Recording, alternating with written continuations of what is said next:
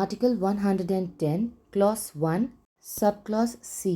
Subclause C பார்க்குறதுக்கு முன்னாடி ஒரு ரெண்டு இம்பார்ட்டண்ட் அக்கௌண்ட் ஃபார் கவர்மெண்ட் ரிலேட்டடாக இருக்குது. அது என்னன்னு பார்ப்போம். Consolidated fund and contingency fund of India. Consolidated fund of இந்தியான்றது பார்லிமெண்ட்டோட ஒப்புதல் மூலியமாக அரசாங்கத்தோட செலவினங்களுக்கான பணத்தை இந்த கன்சாலிடேட்டட் ஃபண்ட் ஆஃப் இந்தியா அக்கௌண்ட்லேருந்து தான் எடுப்பாங்க கவர்மெண்ட். எக்ஸாம்பிள், கவர்மெண்ட் ஆஃபீஸர்ஸுக்கான பேமெண்ட் ஆர் சேலரி அண்ட் பட்ஜெட்டில் சில மினிஸ்ட்ரிஸ்க்கு ஃபண்ட்ஸ் அலோகேட் பண்ணுவாங்க இல்லையா, அது எல்லாமே கன்சாலிடேட்டட் ஃபண்ட்ஸ்லேருந்து தான் எடுக்கப்படும்.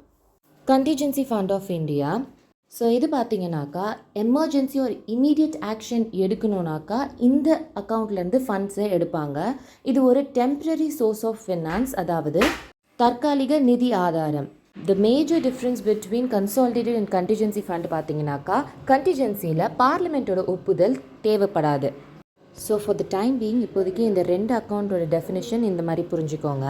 Coming back to subclass C, இப்போ ஒரு பில் வந்து contingency or consolidated fund of இந்தியாவை மேனேஜ் பண்ணுற மாதிரியும் and consolidated fund of India இல்லைனா கண்டிஜென்சி ஃபண்ட் ஆஃப் இந்தியாவில் பணத்தை செலுத்துறது பற்றியோ இல்லைனாக்கா பணத்தை அதுலேருந்து எடுக்கிறது பற்றியோ ஒரு பில் இருந்ததுனாக்கா அது ஒரு மணி பில்.